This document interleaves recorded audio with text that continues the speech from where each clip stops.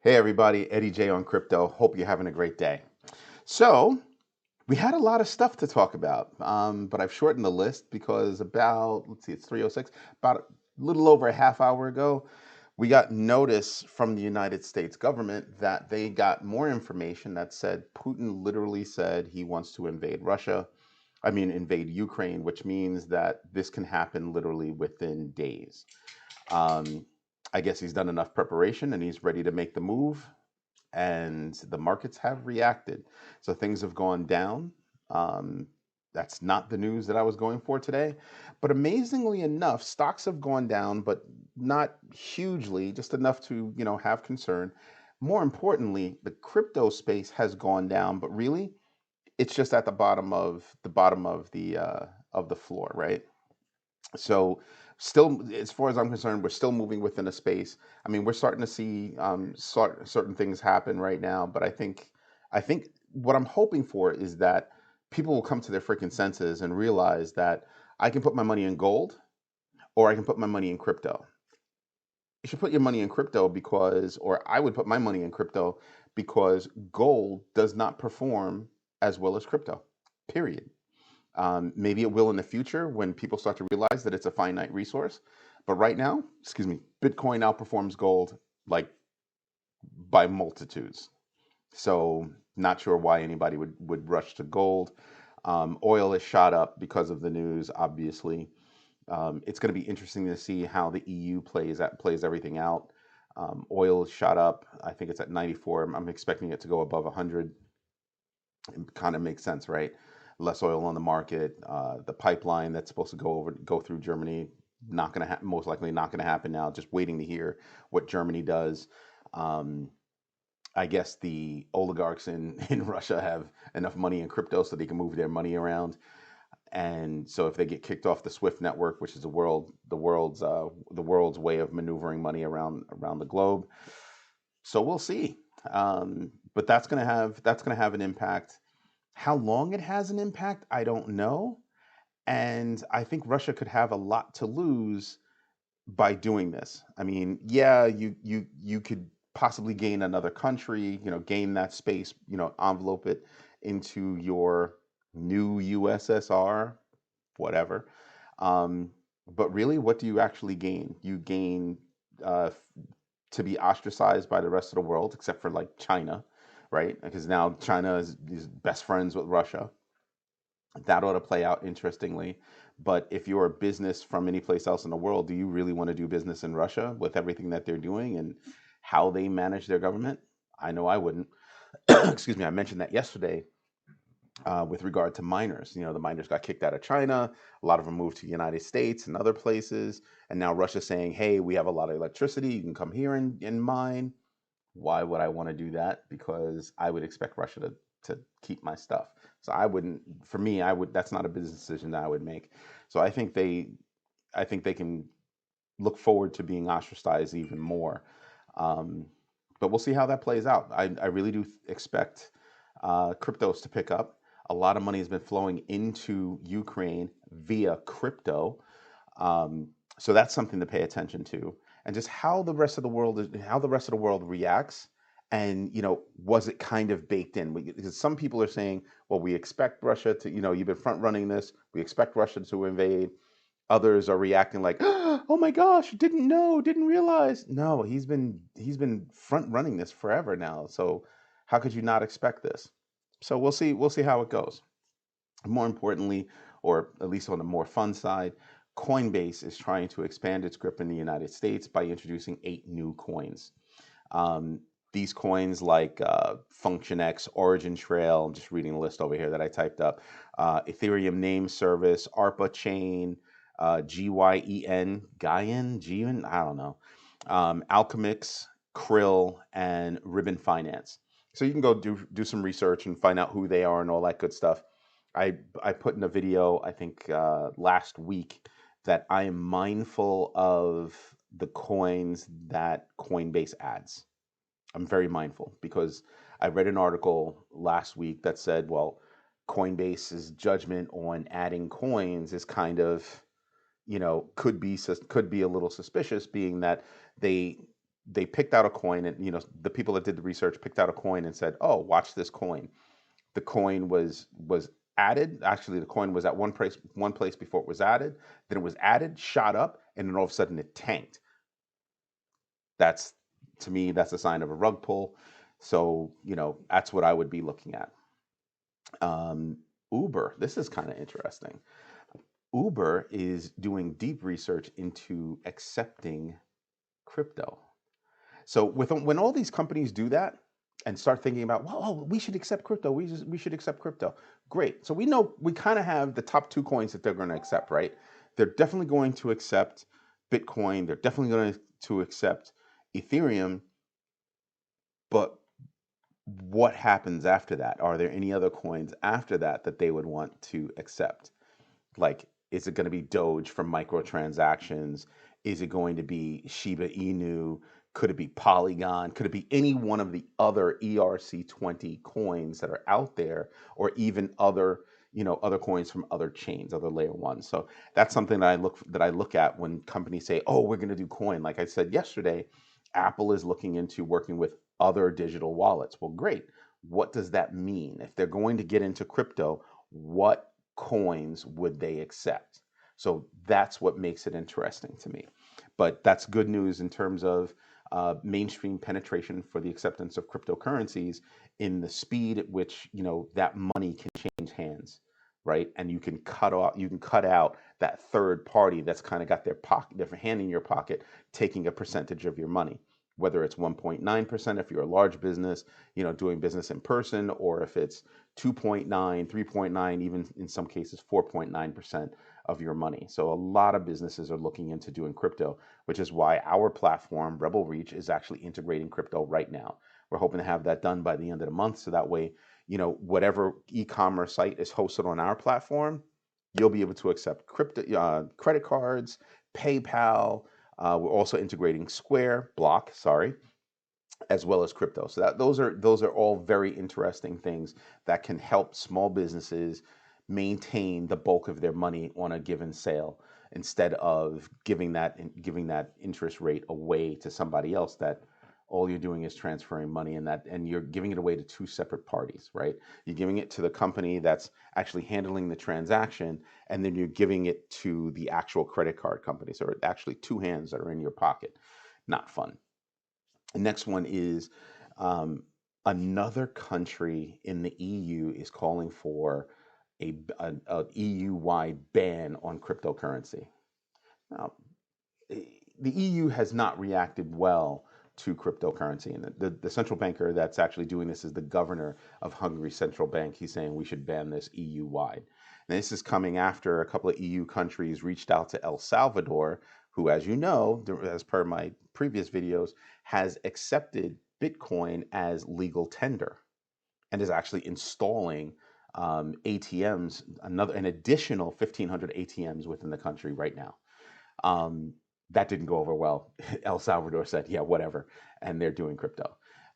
So again, like I said, I think those countries that do not have a more realistic approach to cryptocurrencies down the road are going to find themselves in not such a good place monetarily, versus those countries that have adapted to cryptocurrencies. I think the big problem that everybody's having is, well, what does it mean for fiat? And I don't have the answer to that. But what does it mean for a country's fiat? And that's going to be interesting. Although, pretty funny, you'd be able to look at the EU and answer that question, right? Because the EU has, that currency that spans across countries. So isn't crypto the same thing? I mean, like I said, I'm not an economist. I don't know everything about these things, but that's what it sounds like to me. So that's something that we should be paying attention to. Something that, on the heels of that, is the US federal government, or the Fed as it's known, is actually considering, well, what are the benefits of having a central bank digital currency, right? Meaning, let's take the dollar and make it into a digital currency, which is probably why they're looking really hard at stable coins, in the marketplace. So I'm sitting here and I'm just wondering, I'm just sitting, just kind of going, yeah, good research to do. right? Very good research to do because it's already happening. When you say digital currency, what does that mean? In a practical sense, most people don't use cash. For a lot of people, the idea of using cash is using a debit card versus a credit card. So if it's already, in the mind, it's kind of already digital. The question is not digital currency. For me, the question is not whether or not you have a digital currency. The question to me is what happens to the banking structure because currency or the equivalent thereof is happening outside of the current banking construct. So those are conversations I would love to have with someone that's smarter than me. I'm actually having conversations with people that are way smarter than me, to learn about that, to learn a little bit more about that, because there are pluses and minuses to everything. So I don't know that, and that's something that I'm very interested in. So we'll see where it goes from here. But I think that the global acceptance of cryptocurrency by mainstream people is expanding at an increasingly rapid rate.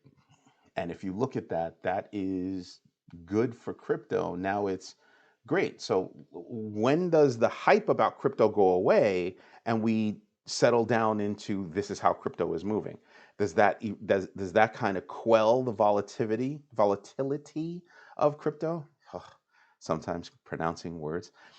Does that quell that, or does that volatility continue? I think sooner or later it starts to settle down within a given range, and it'll happen. But I think we've got a ways to go. I think cryptocurrencies still have to prove their worth and their value. I think they'll wind up someday being a shakeout of all the cryptocurrencies that says, hey, these cryptocurrencies actually bring some value, and these other ones are doing what these guys do, except these guys do it better, right? So it's going to be interesting just to watch and be along the journey of cryptocurrencies and the technologies that are associated with it. Anyway, you know what? We should get to the numbers. That sounds like a good idea. So, like I said, I mean, Bitcoin is down in the 42,000 range. That's not really where we want to be. Um, we had been moving sideways all day until we got that news, the updated news from the United States. So right now the markets, the stock market is saying, okay, time to bake everything in because we were so wrong about that. We thought, negotiations were going to go better. No, there's more, that there's a physical reason why Putin wants this, and that's because he's always wanted to rebuild the USSR. That's one. Two, he wants to keep his citizens' minds off of not having a good economy and put it someplace else and blame somebody else for making them have to do this. Sooner or later, the propaganda that's being spread out is gonna wind down, and people are gonna start to see, wow, we went to war for no reason. So we'll see. But yeah, I think crypto will bounce back before that, because I think the idea in my head, like I said before, is crypto is a place to put your money if you want to gird against a given fiat taking a nosedive, right? So if you're looking at oil prices going up and gold not giving a good return and the markets tanking, everything like that happening, you start to take a step back and you realize I can put my money in cryptocurrency. I can even make money with cryptocurrency and, kind of protect myself against inflation. You can't say that about gold because gold's been outplayed by Bitcoin for over 10 years. So I look at that and I just kind of go, yeah, I'm happy with where my money is right now. I make more money than in a bank because banks don't pay you for the right to use your money. So I'm just looking at it and kind of go, yeah, whatever, it's all good. But I really do expect cryptos to bounce back from right here. I really do. From what I see, none of the top 100 coins are truly being hammered. I'm looking at, Elrond and wondering what the heck, you're the one that's up 7%. So I haven't done any research on that, but that would be my standout right there to be like, well, what do you got going on? So that's kind of interesting.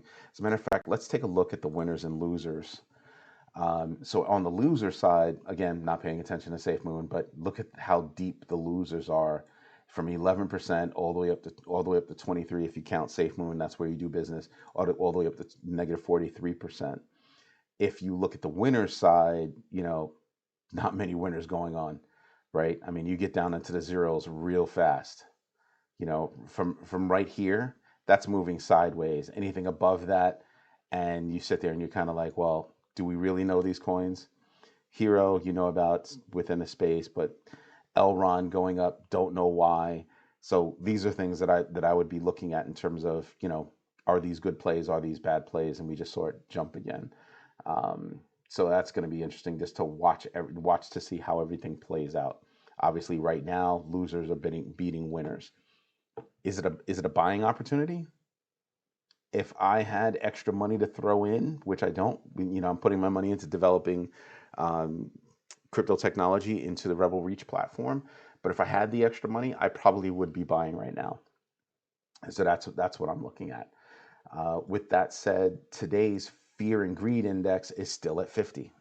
I checked it again, and we can check it again right now, and it is still at 50, which is a good place. That means the fear of crypto and the fear and greed is good in this side, or getting too good in the crypto space. That doesn't say anything about the market. That doesn't say about macro events. I don't think that this chart right now has built into it the macro event that's going on in Russia and Ukraine right now. But this is how people feel about crypto itself. Prices, like I said, they're down. The deeper red is the deeper the drop. So this is under 5%. This is above 5%. But look how it's not a steep drop. So that's what I'm paying attention to. And I'm also looking to see, well, who's not having a steep drop, right? Who's the lighter red versus the darker red? That's what I'm looking for. And you have patches of companies like I showed you on the list before, in the tool before, and winners and losers. You have some coins that are going up, most coins that are going down, but they must have their own news that's propelling them. But even if those coins are going up, they're guaranteed they're not going up as high as they could have if we didn't receive today's news. So that's something to think about. So, not even going to bother to look at the portfolio, because you can see right here, everything is just getting hammered. Ooh, who just hit 10%? Right here, Solana down 10.5%. Wow. Avalanche down almost 9%. So those are interesting numbers, because when you look at BTC, Bitcoin, you're looking at almost 4.5% as a downward trend. You're looking at 6% for Ethereum. You're looking to see the differences between who's falling hard and who's not. Like, what coins are getting banged and which ones are not.